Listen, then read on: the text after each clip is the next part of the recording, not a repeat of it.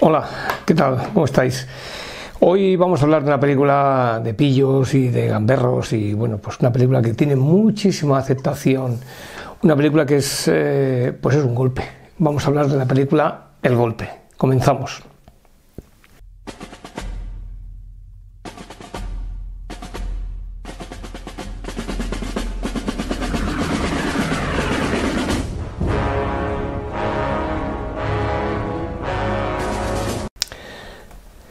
El Golpe, una producción del año 1973, dirigida por George Roy Hill e interpretada, yo creo que la habéis visto todos alguna o varias veces, por Paul Newman, Robert Redford y Robert Shaw. También aparece Charles Durning y también Robert Earl Jones, entre otros papeles, pero los más principales Newman, Redford y Shaw. Es una película del año 1973, es decir, tiene casi más de 50 años, se conserva muy fresca. Hay que destacar la música, que hablaremos de ella después, de Scott Joplin y de Sousa, y sobre todo el vestuario, de una de las grandísimas diseñadoras de vestuario como es Edith Heath. Una película del año 1973 y, bueno, ¿y cuál es su argumento? ¿O de qué va El Golpe? Parece que es un timo, ¿no? He dicho, pues sí, estamos en los Estados Unidos, estamos en Illinois, en los años 30, en esos años de la difícil depresión americana, y hay un joven que es lo que podríamos llamar un astuto ratero, no un kinkis, no, un ladronzuelo, pero es muy astuto, que es Johnny Hooker. Y este Johnny Hooker es interpretado magistralmente por Robert Redford. Es un joven con mucho talento en el arte de timar o de robar o de ganarse la vida, que se le gana la vida pues a base de pequeños timos. Eso es un poco lo que hace, hasta que un día, junto con su amigo también de timos, que es Luther Coleman, que es interpretado por el actor Robert Earl Jones, pues estafan a un hombre como otras muchas veces, pero en este caso este hombre es un hombre un poco especial, porque es un correo que lleva una recaudación de unas máquinas tragaperras para un importante gángster temido en toda la parte o la costa en este caso de Illinois, ¿no? Entonces, claro, cuando se dan cuenta, pues le hacen el timo, que cuando veáis la película lo entendéis, y se dan cuenta que lleva muchísimo dinero, porque claro, es un correo que lleva toda la recaudación. Entonces, ¿qué ocurre? Pues que todo el mundo de Lampa les empieza a buscar, porque claro, han robado a uno que llevaba mucho dinero y les buscan para ajustarles las cuentas, tanto a Robert Redford, Johnny Hooker, como a Earl Jones, que es Luther Coleman. A Hooker no le encuentran de milagro, pero a Coleman sí, y lo asesinan. Entonces, a partir de ese momento, Hooker decide vengarse de la muerte de su amigo. Entonces se une a uno de los mejores, vamos a decir, de la profesión, es decir, otro astuto ratero, pero todavía de primera división, ¿no? Que es Henry Gondorff. Henry Gondorff es interpretado también magistralmente por Paul Newman, con lo cual los dos deciden dar un golpe, timar en este caso a ese gángster que es el que ha dado la orden de ejecutar a su amigo. El gángster es Doyle Lonergan y está interpretado también muy bien, con una cierta cojera, por Robert Shaw. Bueno, pues deciden timarle o hacerle un engaño, pero para que pague lo que le han hecho a su amigo, que lo ha asesinado. ¿Cómo hacen eso? Bueno, pues montan una tramoya de una estafa que toda ella empieza en un tren.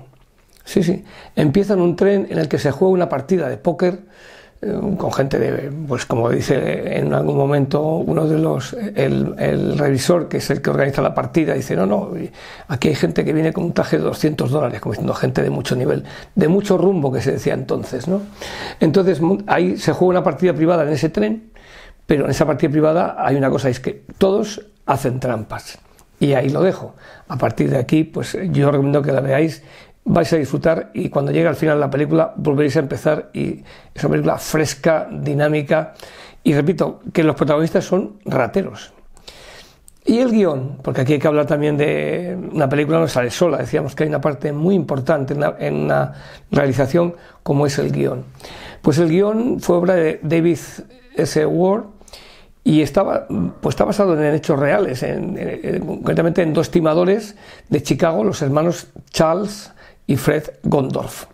Para que, bueno, gran parte de la película se sitúa en la preparación y el desarrollo de esa estafa, ¿no? Es decir, le van a estafar.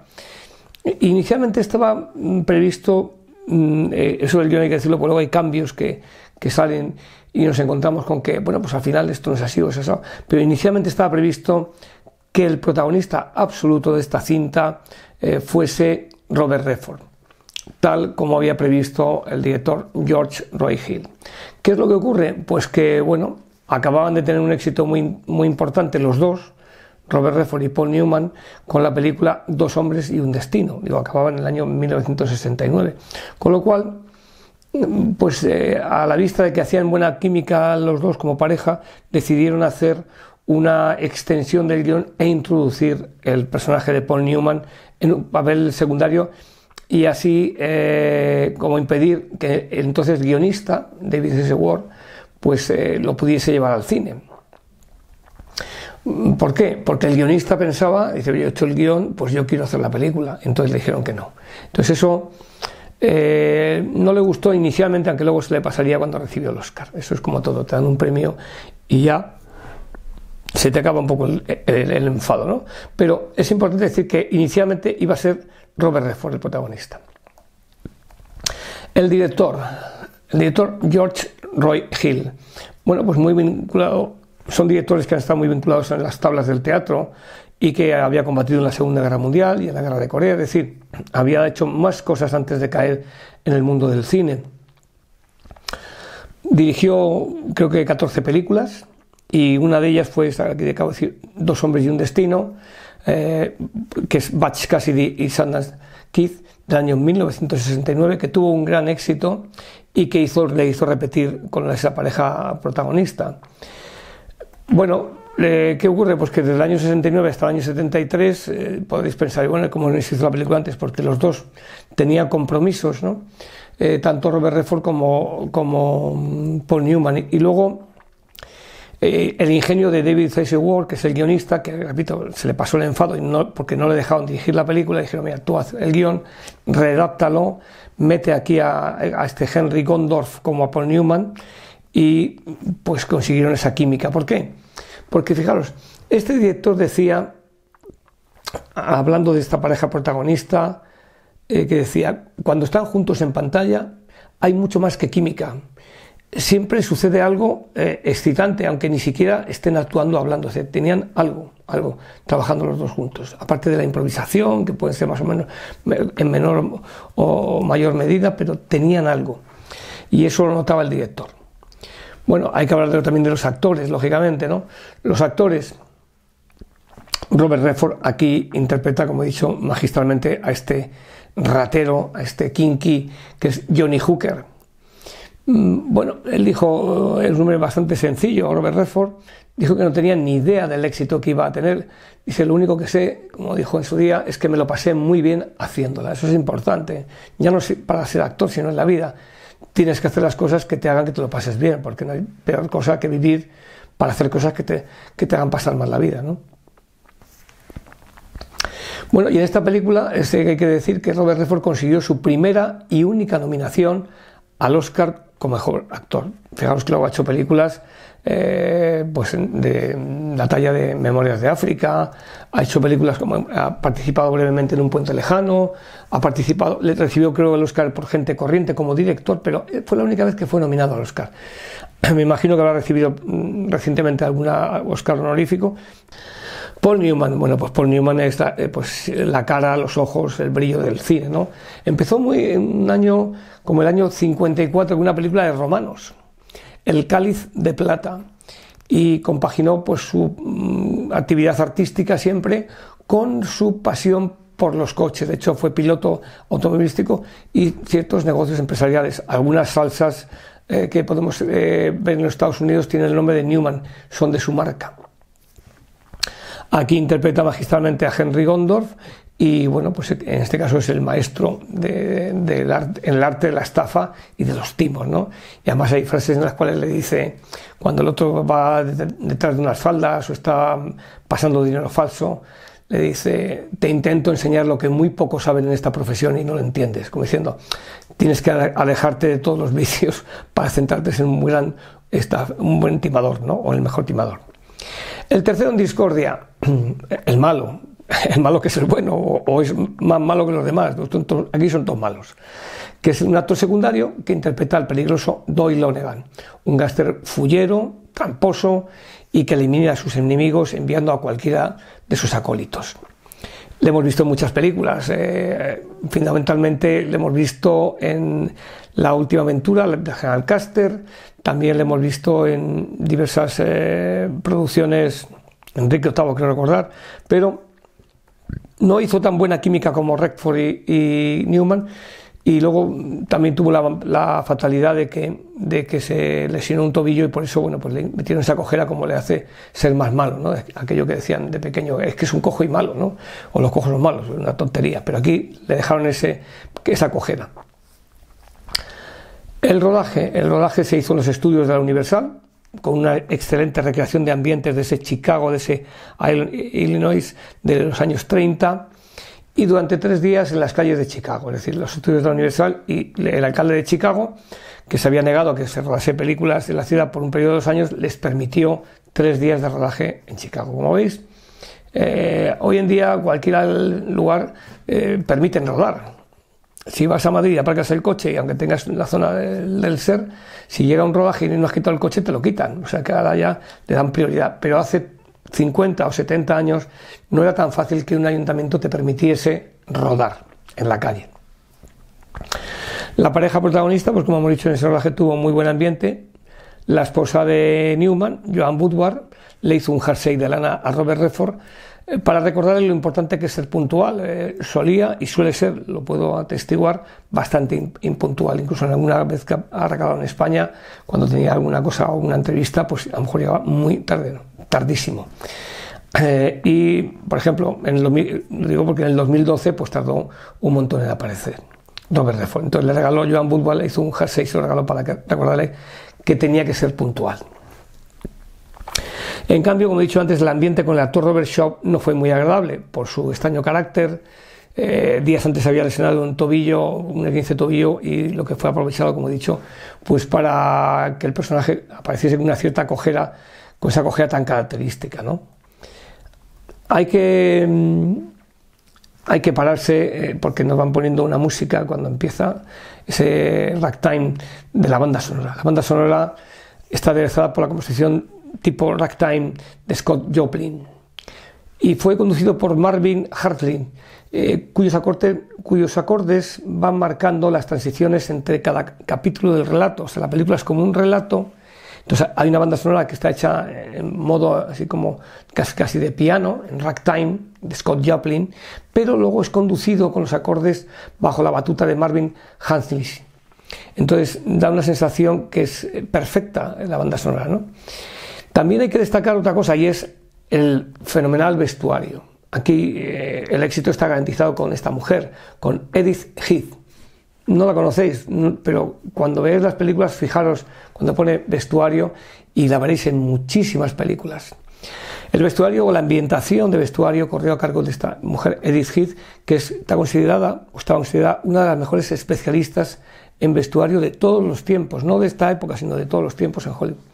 Esta mujer, en su extensa carrera, fue nominada al Oscar durante 19 años, con 30 nominaciones. Diréis, ¿cómo que 19, 30? Sí, porque hacía más de una película. O sea que durante 19 años consecutivos fue nominada a los Oscars, y con 30 nominaciones, y ganó 7 estatuillas.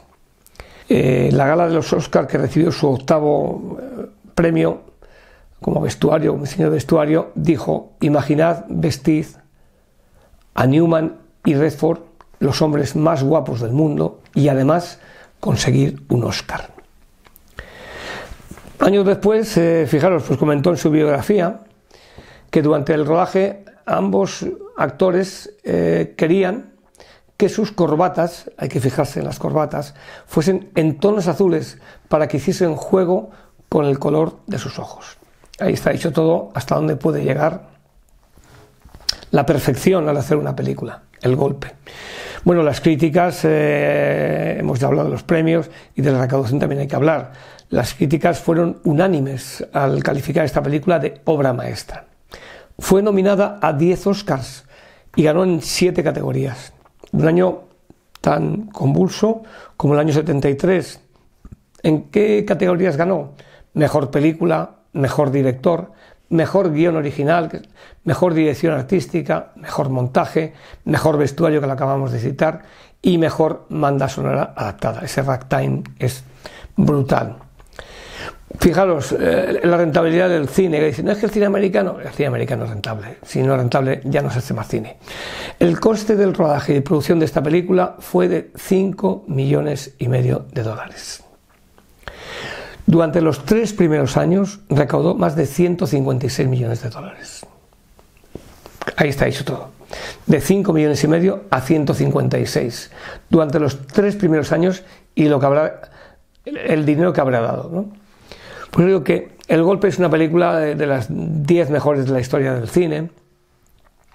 ¿Y qué hay que decir con ella? Pues como siempre hay que mojarse, ¿no? Pues que es una comedia de diálogos inteligentes, yo diría que interpretaciones brillantes y un vestuario de ensueño. Es una película, El Golpe, de arquitectura fullera, tramposa y de primos, de muchos primos. Está lleno de primos la película. No se cansa uno de verla, ¿verdad? Fijaros, Gondorf, Hooker, Salino, Lonergan, Luther, JJ, Snyder, Tío Vivo, billetes falsos, correos tragaperras, el FBI, las cartas, trampas, todo ello alineado con ladrones de poca y mucha monta. Vaya universo, qué gozada. Que levante la mano quien no haya alguna vez soñado en preparar un golpe o un timo. Que levante la mano. ¡Qué delicia! Gracias, Bob, gracias a Robert Redford, o Bob, como me dijiste hace un par de años, call me Bob. Gracias, Paul, y gracias, George, por hacer este peliculón. Fijaros, una frase antológica. ¿Y qué querías que hiciera? Acusarle ante los demás de hacer trampas mejor que yo. El Golpe, una película, ahí ves una pausa en el rodaje, una fotografía de Paul Newman, de George Roy Hill y de Robert Redford. Un peliculón. Muchas gracias y vamos a volver a verla porque es una obra maestra.